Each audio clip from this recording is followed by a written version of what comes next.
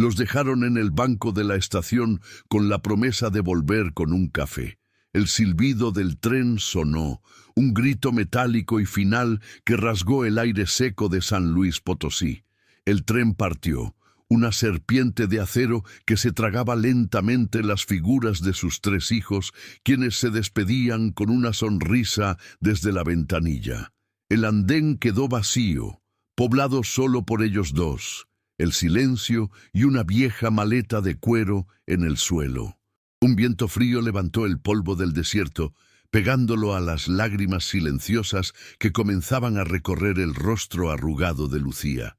Ella no decía nada, pero sus ojos, fijos en los rieles que se perdían en el horizonte, lo gritaban todo. Lucía murmuraba los nombres de sus hijos, Marcos, Sofía, Javier, como si fueran una oración rota, una letanía de incredulidad y dolor. Cada repetición era más débil, un eco que se perdía en la inmensidad del andén desierto. El sol de la tarde, antes cálido, ahora parecía cruel, iluminando sin piedad la escena de su abandono. El recuerdo de las risas de sus hijos, de apenas unos minutos antes, mientras les prometían un rápido regreso, resonaba en su mente como una burla, una melodía macabra que acompañaba la danza del polvo y la soledad. Ella se aferró al brazo de su esposo, buscando un ancla en medio del naufragio de su mundo. Ernesto, con la espalda recta a pesar de los 78 años que pesaban sobre ella, apretó la mano de su esposa. Su rostro, curtido por una vida de trabajo en las vías, no mostraba más que una calma serena, una máscara forjada para protegerla a ella. Por dentro, sentía cómo el riel de su propio corazón se partía en 2, pero sabía que no podía derrumbarse. No ahora. Sus manos, agrietadas y fuertes, que habían construido una vida para su familia, ahora solo podían ofrecer el consuelo de un tacto firme. «Estamos bien, Lucía. Estamos juntos», susurró, y en esas simples palabras depositó toda la fuerza que le quedaba. Un juramento silencioso de que mientras él respirara, ella no estaría sola. A sus pies, la maleta de cuero reposaba como un testigo mudo de la traición. Era un objeto viejo, con las esquinas desgastadas y el cuero agrietado por incontables viajes, pero siempre cuidado con esmero. Para sus hijos, no era más que un trasto viejo, el símbolo de la vida humilde de la que querían escapar. La habían mirado con desdén mientras la colocaban en el suelo como si quemara. No sabían, no podían imaginar que en su interior no solo había ropa doblada y fotografías en blanco y negro, sino la prueba de una vida de sacrificios, el peso de una dignidad que ellos nunca habían entendido ni valorado. La maleta era todo lo que les habían dejado y a la vez todo lo que necesitaban. Las horas se arrastraron con la lentitud de una tortura. El sol comenzó a descender en el horizonte, pintando el cielo de tonos anaranjados y púrpuras que no ofrecían consuelo, sino la melancólica advertencia de una noche inminente. La estación, antes un lugar de paso y ruido, se sumió en un silencio opresivo, roto únicamente por el silbido del viento colándose por las grietas del viejo edificio. La esperanza inicial, esa frágil idea de un malentendido, se desvaneció con la luz del día, dejando en su lugar una certeza fría y pesada. Estaban solos, deliberadamente abandonados en un lugar que simbolizaba partidas, pero que para ellos se había convertido en un destino final. Hay historias que no se cuentan con gritos, sino con la pesada quietud del abandono, con la mirada perdida de quienes lo dieron todo y se quedaron sin nada. Son relatos que merecen ser escuchados, que nos recuerdan el valor de la lealtad y la compasión en un mundo que a menudo olvida a sus mayores. Antes de continuar, Cuéntanos desde qué país nos acompañas. Tu comentario nos ayuda a que estas historias no se apaguen y sigan llevando su mensaje a todos los rincones del mundo, recordándonos que la dignidad nunca envejece y que la bondad siempre encuentra un camino para florecer. Con la llegada de la noche, el frío del desierto se intensificó, un frío seco que calaba hasta los huesos y parecía congelar el alma. Lucía temblaba, acurrucada contra el costado de Ernesto, buscando un calor que iba más allá de lo físico. Él se quitó su gastado saco y la cubrió con cuidado, un gesto de protección instintivo que había repetido durante más de 50 años. Las pocas luces de la estación parpadeaban, débiles y distantes, creando sombras que danzaban como fantasmas de sus recuerdos. Cada sombra parecía el perfil de uno de sus hijos, regresando, pero eran solo engaños de la luz y el deseo. La vulnerabilidad era total, un par de ancianos a merced de la noche.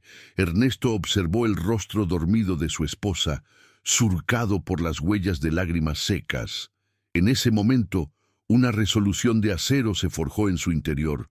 No era resignación, sino el despertar de un viejo luchador. No iba a permitir que la crueldad de sus hijos fuera el capítulo final de su historia. Su mirada se desvió hacia la maleta de cuero. Ya no la veía como un recordatorio de su pérdida, sino como la única herramienta que poseía. Era su último bastión, el arca que contenía los restos de su vida pasada y quizás la semilla de un futuro que aún no podía vislumbrar. Era un gesto de desafío silencioso contra el destino que les habían impuesto. Con un movimiento lento y deliberado, arrastró la maleta más cerca. El sonido del cuero rozando el cemento fue el único en la quietud de la noche. Apoyó su mano sobre la superficie agrietada, sintiendo el peso de su contenido. Sus hijos creían haberles arrebatado todo, dejándolos con un simple equipaje lleno de ropa vieja y recuerdos inútiles. Pero lo que esa maleta realmente contenía, guardado bajo un falso fondo que solo él conocía, estaba a punto de cambiar no solo su destino, sino el de todos aquellos que los habían despreciado. La noche era oscura, pero el amanecer traería consigo una verdad inesperada. El amanecer llegó sin piedad, un manto de luz fría que reveló la crudeza de su situación. El banco de la estación, que había sido su refugio nocturno, se convirtió en un escenario público. El bullicio matutino comenzó, gente apresurada con destinos claros, maletas rodando con propósito, un mundo en movimiento que los rodeaba pero no los incluía. Eran invisibles, dos figuras ancladas a un banco de madera con los cuerpos entumecidos por el frío y el alma arrugada por el abandono. Lucía mantenía la mirada perdida. Su silencio era una muralla que Ernesto no se atrevía a cruzar. Él, por su parte, sentía el peso de cada mirada curiosa, la vergüenza luchando contra su innata dignidad. Con los pocos pesos que guardaba en el bolsillo, Ernesto se levantó, sus articulaciones protestando con un dolor sordo. Se acercó a un pequeño puesto ambulante y compró 2 vasos de atole caliente y un pan dulce. Era un desayuno miserable, un lujo que apenas podían permitirse, pero el calor del vaso entre sus manos era un ancla a la realidad, una pequeña victoria contra el desamparo. Se sentó junto a Lucía y le ofreció el alimento con un gesto que era a la vez una súplica y una orden. Ella lo aceptó sin mirarlo, sus manos temblorosas rodeando el vaso como si contuviera la última chispa de calor en el universo. Comieron en silencio, un ritual de supervivencia que los unía más allá de las palabras. Los días se convirtieron en una rutina borrosa y humillante. Dormitaban sentados en el banco, sobresaltados por el silbato de los trenes que llegaban y partían, cada uno una aguja en el corazón de Lucía. Durante el día, Ernesto recorría los alrededores en busca de alguna pequeña labor, alguna forma de ganar unas monedas para la comida. A veces conseguía ayudar a descargar mercancía, otras veces barría la entrada de alguna tienda. Regresaba al atardecer, con el cuerpo adolorido pero con el pan del día en la mano, y encontraba a Lucía en el mismo lugar, aferrada a la vieja maleta de cuero como si fuera el único resto del naufragio de su vida.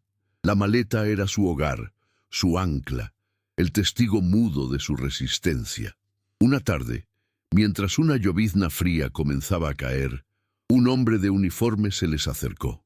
No era la policía ni una autoridad distante, sino el guardia de seguridad nocturno, un hombre de mediana edad llamado Miguel, cuyo rostro mostraba las huellas de una vida sin lujos. Los había observado durante varios días. Su presencia silenciosa era una mezcla de curiosidad y una compasión que no se atrevía a expresar. Esa tarde, al ver a Lucía temblar bajo la lluvia incipiente, supo que no podía seguir siendo un espectador. Se detuvo frente a ellos, se quitó la gorra con respeto y habló con una voz tranquila que no delataba lástima, sino una genuina preocupación humana. No hizo preguntas sobre el porqué de su situación, no indagó en la herida abierta de su abandono. Simplemente dijo que la noche sería demasiado fría y que nadie merecía dormir a la intemperie. Los invitó a resguardarse en su pequeña oficina, un cuarto modesto al final del andén que olía a café recalentado y a papel viejo. Era un espacio pequeño, abarrotado de horarios de trenes y un calendario de hacía 2 años, pero tenía una pequeña estufa eléctrica que zumbaba con la promesa de calor. Para Ernesto y Lucía, esa pequeña habitación se sintió como un palacio, un santuario inesperado que les ofrecía un respiro del juicio del mundo exterior. Dentro de aquel refugio improvisado, Miguel les sirvió café caliente en 2 tazas de metal abollado. El calor se extendió por sus cuerpos, descongelando algo más que sus manos. Por primera vez en días, Lucía levantó la vista y sus ojos se encontraron con los de Miguel. No hubo palabras, solo un entendimiento silencioso, un reconocimiento de la bondad en su forma más pura y desinteresada. Él les habló de su propio padre, un viejo campesino que vivía solo en un rancho cercano, y en su voz se notaba el amor y el respeto que sentía. En ese pequeño acto de compartir historias se tejió un lazo frágil pero real, la primera hebra de una nueva red de afecto en sus vidas deshilachadas. Esa noche, Lucía durmió por primera vez en un viejo sillón raído, cubierta con una manta que Miguel les había dado. Ernesto la observó dormir, el rostro de su esposa finalmente en paz, y sintió una gratitud tan inmensa que le oprimía el pecho. No todo estaba perdido. En medio de la oscuridad más profunda, una pequeña luz había aparecido, no como una solución milagrosa, sino como la simple prueba de que la humanidad aún existía. Se sentó en una silla de madera, con la maleta de cuero a sus pies, vigilando el sueño de su esposa y el amanecer de una nueva, aunque incierta posibilidad. A la mañana siguiente, mientras compartían un desayuno sencillo que Miguel había traído de su casa, el guardia los miró con seriedad. Sabía que su pequeña oficina no era una solución permanente. Con una delicadeza infinita, sugirió que debían buscar ayuda, contactar a algún familiar o a los servicios sociales de la ciudad. Para eso, necesitarían sus documentos, alguna forma de identificarse. Su mirada se posó en la maleta de cuero que descansaba en un rincón, el único objeto que los conectaba con su pasado. Quizás allí, entre la ropa doblada y los recuerdos, encontrarían algo más que solo su identidad. La sugerencia de Miguel flotó en el aire denso de la pequeña oficina, tan simple y lógica que resultaba casi dolorosa. Documentos, identidad, una prueba de que existían en un mundo que parecía haberse olvidado de ellos. Ernesto asintió lentamente, sus ojos fijos en la maleta de cuero que descansaba en un rincón. Ya no era solo un equipaje, sino el cofre de su vida, el guardián de un secreto que había jurado proteger. Sentía el peso de la mirada de Lucía, una mezcla de agotamiento y confianza ciega. Ella no sabía lo que la maleta realmente contenía, y esa ignorancia había sido su escudo. Pero ahora, ese mismo escudo debía romperse para poder forjar una nueva armadura. Con un esfuerzo que parecía más anímico que físico, Ernesto se levantó y arrastró la maleta hasta el centro de la habitación.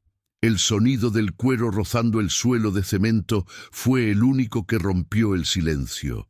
Se arrodilló, sus rodillas crujiendo en protesta y sus manos, curtidas por décadas de trabajo, buscaron los pestillos metálicos. El clic de las cerraduras al abrirse resonó como un veredicto, el inicio de un juicio que él mismo había postergado por años. El olor a naftalina y a tela guardada durante mucho tiempo se escapó, un aroma fantasmal de la casa que habían perdido, de la vida que les habían arrebatado. Lucía observaba desde el sillón, su cuerpo inmóvil, sus ojos siguiendo cada movimiento de su esposo. Para ella, el contenido de esa maleta era un inventario de su felicidad pasada.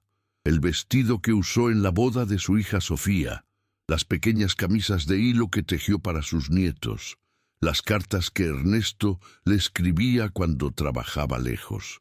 Cada objeto era un ancla a un recuerdo, y verlos ahora, en la crudeza de su presente, era como tocar una herida abierta. No sospechaba que entre esos pliegues de nostalgia se escondía una verdad capaz de redefinir su futuro por completo. Las manos de Ernesto se movieron con una lentitud deliberada, apartando las capas de ropa como si excavara en un sitio arqueológico. Cada prenda era un estrato de su historia. Un suéter de lana que Lucía le había tejido para los fríos inviernos en las vías. Un pañuelo de seda que le regaló en su 20º aniversario. No buscaba solo papeles.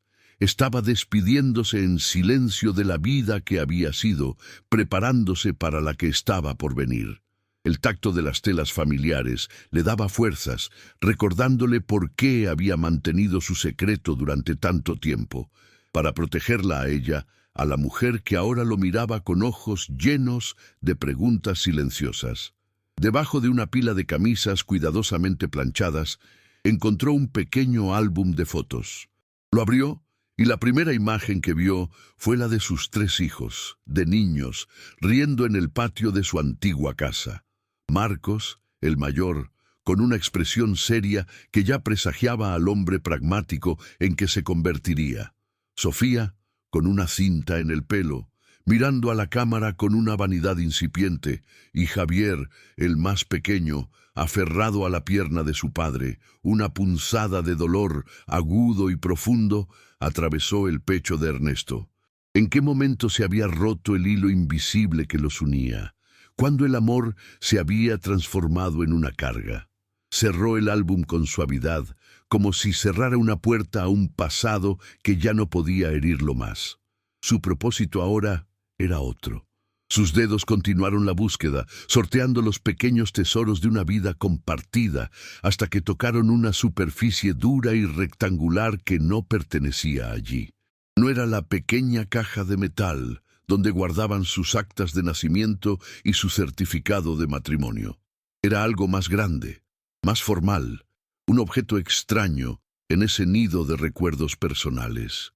Su respiración se detuvo por un instante. Había llegado el momento. Extrajo con cuidado una carpeta de cartón color manila, sellada y con un aspecto oficial que contrastaba brutalmente con la calidez del resto del contenido. La sostuvo en sus manos, sintiendo su peso, que era mucho más que el de unos simples papeles. Lucía se inclinó hacia adelante, su ceño fruncido en una expresión de pura confusión. Ella misma había empacado y desempacado esa maleta cientos de veces a lo largo de los años. Conocía cada rincón, cada doblez, pero nunca, jamás, había visto esa carpeta. Una nueva clase de frío, uno que no venía del exterior, comenzó a instalarse en su corazón. Miguel, que había permanecido en un discreto segundo plano, se acercó un paso, su curiosidad mezclada con una respetuosa preocupación. Vio la carpeta en las manos de Ernesto y la expresión en el rostro de Lucía, y comprendió que estaba presenciando un momento de profunda intimidad y revelación. No era solo el hallazgo de unos documentos perdidos. Era el desentierro de un secreto familiar, una verdad que había viajado con ellos, oculta a plena vista, esperando el momento adecuado para salir a la luz. Ernesto colocó la carpeta sobre la pequeña mesa de madera que había en el centro de la habitación.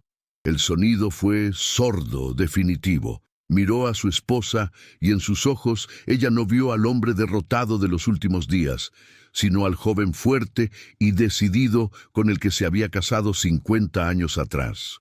Había una resolución en su mirada, una calma que precedía a las tormentas. Su mano temblorosa se posó sobre el sello de papel, pero no lo rompió. No todavía. El futuro de ambos, su liberación o su condena final, dependía de lo que había dentro de esa carpeta, y el silencio que llenaba la habitación estaba cargado con el peso de toda una vida. Las manos de Ernesto no temblaron. Con la precisión de un hombre acostumbrado a manejar mecanismos delicados, sus dedos rompieron el sello de papel de la carpeta.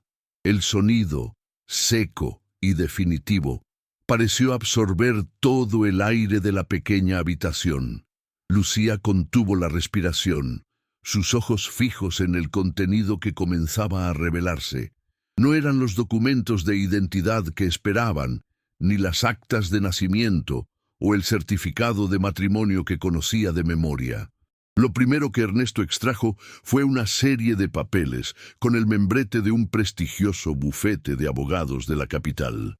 Un escalofrío recorrió la espalda de Lucía, una premonición de que la vida, tal como la había conocido, estaba a punto de cambiar para siempre. Él no leyó los documentos en voz alta. En su lugar, los deslizó sobre la mesa hacia su esposa, un gesto que le transfería a ella el poder del descubrimiento. Los ojos de Lucía recorrieron las primeras líneas, sus labios moviéndose sin emitir sonido mientras descifraba el lenguaje legal tan ajeno a su mundo. Las palabras indemnización, retroactivo, condiciones laborales de alto riesgo, saltaban de la página, formando una historia que ella no sabía que existía. Era la crónica silenciosa de los años en que el cuerpo de Ernesto había absorbido el polvo, el calor y el peligro de las vías, una deuda que la compañía ferroviaria finalmente había sido obligada a pagar. Debajo de las cartas del abogado había un solo documento más, un extracto bancario. Lucía lo tomó con manos que ahora sí temblaban. La cifra impresa en la parte inferior de la página era tan grande, tan desproporcionada con la humildad de sus vidas, que al principio su mente se negó a procesarla. Era una cantidad que no solo podía comprarles una casa, sino varias, un número con tantos ceros que parecía pertenecer a otro mundo, una fortuna silenciosa que había viajado con ellos en esa maleta vieja y despreciada, oculta bajo capas de ropa gastada y recuerdos de una vida de escasez. Levantó la vista hacia su esposo. Sus ojos eran un mar de preguntas sin formular. Fue entonces cuando Ernesto habló, su voz tranquila rompiendo el hechizo del silencio. Explicó cómo, 2 años atrás, tras una larga batalla legal colectiva, la compañía había compensado a los trabajadores de su generación y explicó por qué había guardado el secreto. No fue por desconfianza hacia ella, sino por un amor tan profundo que se había convertido en un escudo. Sabía, con la dolorosa certeza de un padre que ve la verdad de sus hijos, que revelar la existencia de ese dinero no habría comprado su lealtad, sino que habría desatado su codicia. Se habrían convertido en buitres, esperando su final para reclamar un dinero que no habían ganado y cuyo origen, en el sacrificio de su padre, nunca entenderían. El secreto no había sido una carga, sino un acto de protección. Quería usar ese dinero para regalarle a Lucía la vejez tranquila que se merecía, lejos de las preocupaciones y de las manos extendidas de sus propios hijos. Quería que sus últimos años estuvieran llenos de paz, no de disputas por una herencia. Al escuchar sus palabras, Lucía comprendió la verdadera dimensión del amor de su esposo. No era solo el hombre que la había cuidado durante 50 años, era el guardián silencioso de su dignidad, el estratega que había anticipado la traición y había preparado en secreto un arca para salvarlos a ambos del diluvio de la ingratitud. Las lágrimas que brotaron de los ojos de Lucía ya no eran de dolor por el abandono, sino de una abrumadora gratitud. Se levantó de su silla, rodeó la pequeña mesa y abrazó a su esposo con una fuerza que parecía imposible para su frágil cuerpo. No hubo palabras, solo el lenguaje de dos almas que se reconocían en medio de la tormenta, más unidas que nunca. El dinero sobre la mesa perdió de pronto su brillo deslumbrante. Ya no era una fortuna, era la prueba material de un amor inquebrantable, el fruto de una vida de trabajo que ahora les devolvía la libertad que sus hijos les habían intentado arrebatar.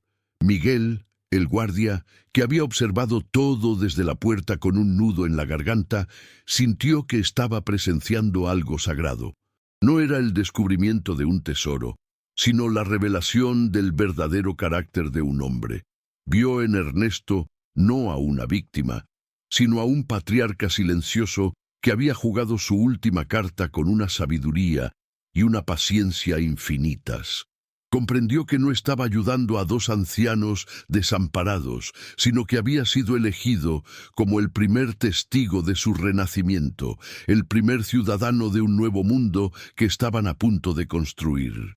Ernesto sostuvo a su esposa entre sus brazos hasta que sus sollozos se calmaron. Luego la miró a los ojos, y en su mirada ya no había ni una sombra de tristeza. Había una nueva luz, una determinación forjada en el fuego del dolor y templada por la justicia del destino. Su espalda se enderezó, recuperando la postura del hombre que una vez supervisó kilómetros de vías de acero. La maleta de cuero, ahora abierta y vacía de su secreto, descansaba en el suelo no como un símbolo del pasado, sino como la primera piedra de su futuro. El dinero no era un final feliz, era una herramienta. Y Ernesto Herrera sabía exactamente qué tipo de estación estaba a punto de construir. El dinero no fue un destino, sino un mapa. Con la claridad que solo otorga haberlo perdido todo, Ernesto no buscó restaurar el pasado, sino construir un futuro con cimientos más sólidos. Guiados por la sensatez de Miguel, no compraron una casa lejana para esconderse, sino el local abandonado justo frente a la estación de tren. Un edificio con las ventanas rotas que parecía un espejo de sus propias almas heridas. Adquirieron esa ruina no como una inversión, sino como un acto de desafío. Transformarían el epicentro de su dolor en una fuente de esperanza, un lugar donde la soledad de un andén ya no sería la última palabra, sino el primer paso hacia un refugio. Era una declaración silenciosa. No huirían del lugar de su abandono, lo reclamarían. Los siguientes meses fueron una sinfonía de trabajo y renacimiento. Las manos de Ernesto, que habían tendido vías de acero, ahora levantaban paredes, lijaban madera y pintaban de un color cálido las cicatrices del viejo edificio. Lucía, cuya energía parecía haberse extinguido en aquel banco de la estación, encontró un nuevo propósito en un pequeño jardín frontal. Cada flor que plantaba era una promesa, un voto de vida que se negaba a marchitarse. Miguel y otros vecinos, contagiados por esa tenacidad silenciosa, se unieron a la causa, ofreciendo su tiempo y su ayuda. El local se reconstruía no solo con ladrillos y cemento, sino con la argamasa invisible de la solidaridad humana, creando algo más fuerte que una simple pared, una comunidad. Cuando las puertas se abrieron, el letrero de madera tallado a mano decía: La estación de la bondad. No era un restaurante lujoso, sino un pequeño café y tienda de abarrotes que olía a pan recién horneado y a café de olla. Rápidamente se convirtió en el corazón de la comunidad, un refugio para viajeros cansados, para los trabajadores del ferrocarril y para las almas solitarias del pueblo. Lucía estaba detrás del mostrador. Su sonrisa ahora era una luz que calentaba más que cualquier estufa. Ernesto, sentado en su silla preferida, observaba todo con una calma serena. Habían creado una nueva familia, una elegida por el afecto y el respeto mutuo, demostrando que los lazos más fuertes no siempre son los de la sangre. La historia de aquel lugar único, nacido de un acto de crueldad y transformado en un bastión de generosidad, no tardó en extenderse. Un periodista de un diario regional, conmovido por los rumores, visitó el café y pasó una tarde entera escuchando, observando. Escribió un artículo no sobre el dinero, sino sobre la resiliencia, sobre cómo dos ancianos abandonados habían respondido a la oscuridad, no con resentimiento, sino construyendo un faro. El reportaje, titulado «Aquí nadie espera solo», se volvió viral en las redes sociales, un relato conmovedor que viajó mucho más rápido y lejos que el tren que una vez se llevó a sus hijos. A cientos de kilómetros de distancia, 3 pares de ojos leyeron esas mismas palabras en la pantalla de sus teléfonos. Marcos, Sofía y Javier sintieron una mezcla nauseabunda de vergüenza y una punzante codicia. La historia de la indemnización, insinuada sutilmente en el artículo, era la chispa que encendía su interés. Pero la imagen pública de sus padres, como símbolos de dignidad, era una acusación que los quemaba por dentro. Impulsados por una confusa necesidad de redimirse y de reclamar lo que consideraban suyo, emprendieron el viaje de regreso a San Luis Potosí, convencidos de que una disculpa bien actuada podría abrirles las puertas de aquella inesperada fortuna. Entraron en la estación de la bondad en una tarde bulliciosa. El murmullo de las conversaciones se apagó de golpe y el aire se cargó de una tensión palpable. Lucía, que estaba sirviendo una sopa caliente a un anciano, se detuvo, con el cucharón a medio camino. Su rostro, ahora sereno y lleno de vida, se convirtió en una máscara de calma impenetrable. Ernesto, desde su silla, se giró lentamente. No se levantó. No había ira en su mirada, ni siquiera sorpresa. Solo una quietud profunda, la de un hombre que ya había cerrado una puerta y no tenía intención alguna de volver a abrirla. Los vio como lo que eran, extraños, fantasmas de un pasado que ya no le pertenecía. Los 3 hijos se quedaron de pie en medio del local, sus ropas caras y sus expresiones ensayadas completamente fuera de lugar en ese ambiente de honestidad sencilla. Habían preparado discursos, lágrimas, promesas de enmienda, pero frente a la mirada tranquila de su padre y el silencio digno de su madre, todas las palabras se sintieron vacías, una farsa inútil. Vieron a su alrededor no a 2 ancianos desamparados, sino a los pilares de un mundo vibrante que funcionaba perfectamente sin ellos. La herencia que habían venido a buscar no estaba en una cuenta bancaria, sino en el respeto de los ojos de cada persona en esa habitación, un tesoro que ellos mismos habían arrojado a las vías del tren. Ernesto no dijo una sola palabra. Su juicio no necesitaba voz. Simplemente desvió la mirada de sus hijos y la posó en un niño que se había caído cerca de su silla. Se inclinó, lo ayudó a levantarse y le sonrió con una ternura que sus propios hijos ya no recordaban. Con ese simple gesto, los borró, los hizo irrelevantes. La condena no fue un grito de acusación, sino el suave murmullo de la vida que continuaba a su alrededor. Una vida de la que ellos ya no formaban parte. El castigo no era el odio, sino la indiferencia, la constatación de que su ausencia no había dejado un vacío, sino el espacio necesario para que algo mucho mejor pudiera florecer. Derrotados por un silencio que gritaba más que cualquier reproche, dieron media vuelta y salieron del café. El sonido de las risas y las conversaciones que se reanudaban a sus espaldas fue la banda sonora de su exilio. Se encontraron de nuevo en la calle, frente a la estación, pero esta vez eran ellos los que se sentían abandonados, despojados de algo mucho más valioso que el dinero. Habían perdido su historia, su hogar, su derecho a sentarse en el calor de la bondad que sus padres habían construido. La verdad, al fin, hablaría por sí sola. La puerta de la estación de la bondad se cerró tras ellos, y el sonido no fue de un portazo, sino el suave clic de un mundo que se sellaba para siempre. Afuera, el sol de la tarde comenzaba a descender, alargando sus sombras sobre el andén. Marcos, Sofía y Javier se encontraron de nuevo en el lugar exacto donde su traición había comenzado, pero esta vez el vacío era suyo. El calor del local a sus espaldas, lleno de risas y vida, era una acusación más dolorosa que cualquier grito. Se miraron unos a otros, pero en sus ojos no había complicidad, solo el reflejo de su propia miseria. Habían venido buscando una fortuna y se encontraron con la bancarrota de sus almas, despojados de un hogar que ya no los reconocía. Dentro del café, el murmullo de las conversaciones se reanudó casi de inmediato, como el agua de un arroyo que rodea una piedra y sigue su curso. La interrupción había sido apenas una onda en la superficie de la paz que reinaba en ese lugar. Lucía, con una serenidad que parecía tejida con hilos de luz, volvió a su tarea, sirviendo la sopa con una mano firme. Ernesto no se movió de su silla.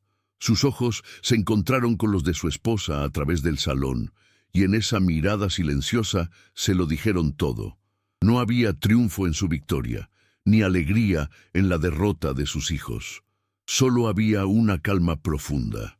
El alivio de haber cerrado el último capítulo de un libro doloroso y haber descubierto que la historia continuaba, más hermosa que antes. Miguel, que había observado la escena desde una esquina, se acercó a su mesa no con preguntas, sino con 2 tazas de café humeante, como hacía cada tarde. Colocó las tazas frente a ellos con un gesto familiar, una rutina que era el ancla de su nueva vida. Su presencia era un recordatorio constante de que la verdadera familia no siempre nace de la sangre, sino que se cultiva con lealtad y se riega con bondad. Ernesto asintió con la cabeza, un agradecimiento que abarcaba mucho más que el café. Abarcaba la noche en que los había rescatado del frío, la ayuda para levantar las paredes de ese sueño, y la amistad silenciosa que se había convertido en el pilar más fuerte de su reconstrucción. En un rincón del local, junto a una estantería llena de libros donados, reposaba la vieja maleta de cuero. Ya no era un símbolo de abandono ni el cofre de un secreto, ahora era un monumento. Los niños del pueblo a menudo se sentaban sobre ella para escuchar las historias que Ernesto contaba, relatos de trenes y desiertos, pero nunca la historia de su abandono.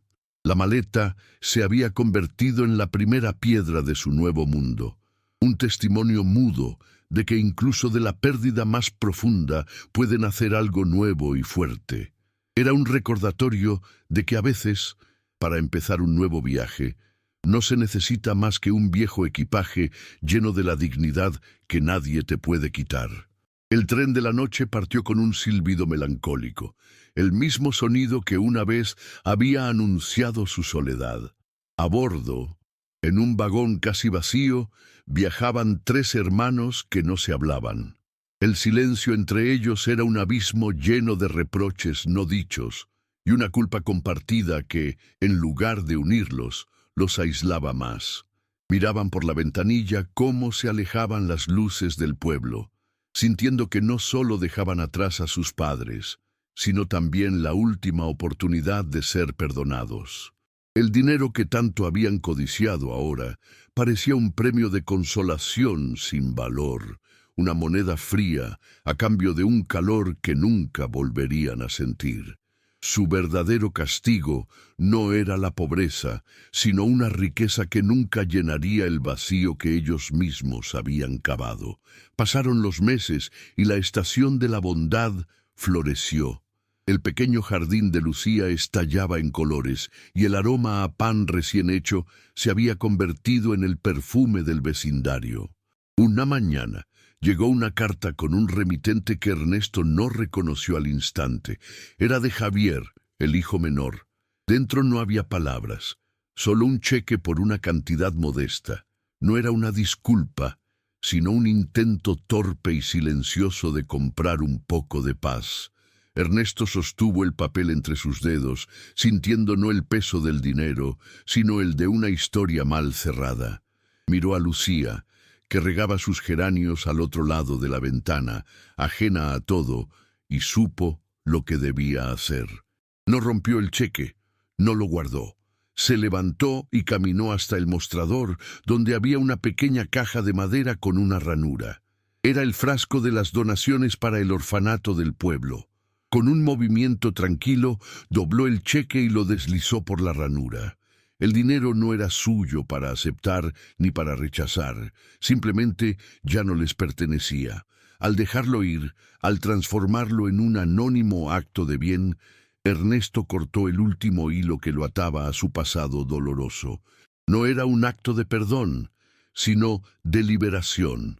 La justicia final no era castigar a sus hijos, sino demostrar que su bondad era tan grande que podía absorber incluso el eco de su traición y convertirlo en algo útil.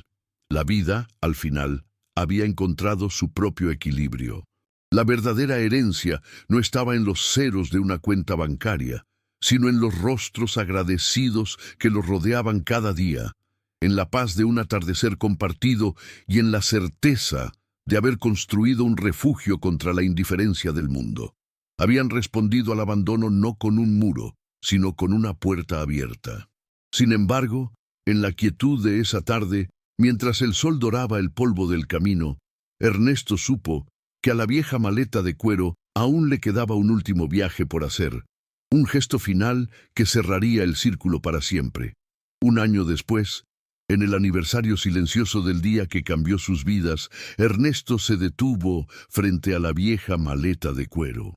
Ya no era un objeto de uso diario, sino una reliquia sagrada que descansaba en un rincón del café, observando el ir y venir de la vida que había ayudado a crear.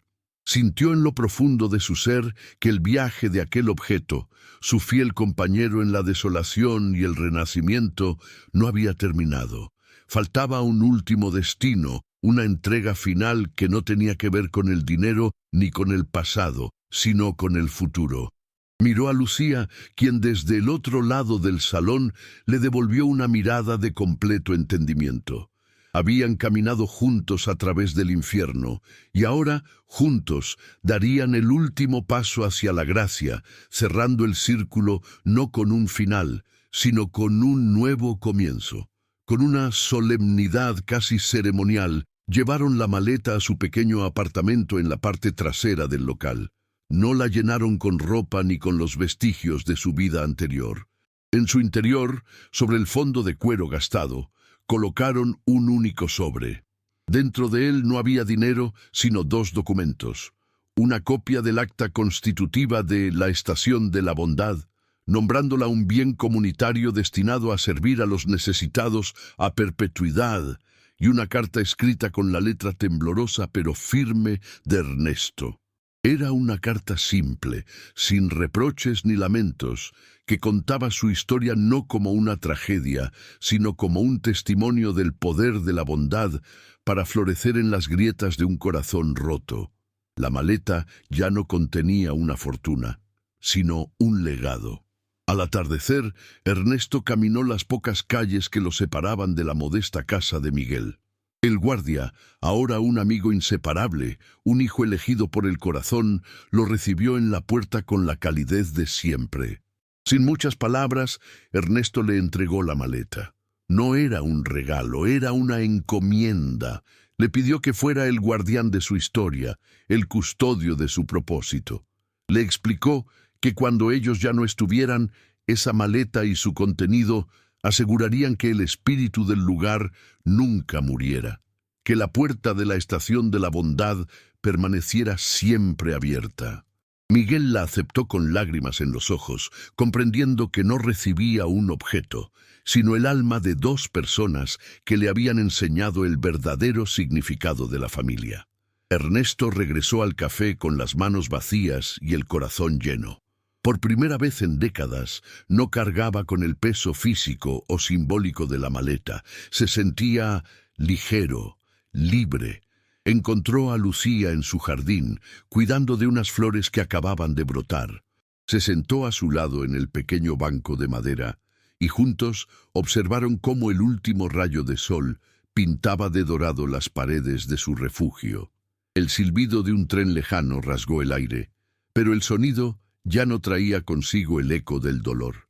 Ahora era solo una canción de cuna, la melodía de un mundo que seguía su curso mientras ellos habían encontrado su paz, un puerto seguro construido no con ladrillos, sino con los restos de un amor inquebrantable. En la quietud de ese momento, rodeados por el murmullo de la vida que habían nutrido, comprendieron la verdad final de su viaje. No se trataba de la crueldad de sus hijos, ni del dinero que los había liberado. Se trataba de la elección de responder a la oscuridad con luz, de transformar una herida en un refugio. Habían sido abandonados para que muchos otros pudieran ser encontrados. Su dolor no había sido en vano. Se había convertido en el abono de un jardín donde ahora florecía la esperanza para todos aquellos que, como ellos una vez, llegaban a una estación sintiéndose completamente solos. La justicia divina no siempre es un castigo. A veces es simplemente una cosecha inesperada, porque al final la verdadera herencia no es la que se deja escrita en un testamento, sino la que se siembra en el corazón de una comunidad. No se mide en monedas de oro, sino en tazas de café caliente, servidas a manos frías. Y el hogar más sólido no es el que se hereda por sangre, sino el que se construye con la argamasa de la bondad. Un refugio donde cada alma perdida puede encontrar su estación y finalmente descansar.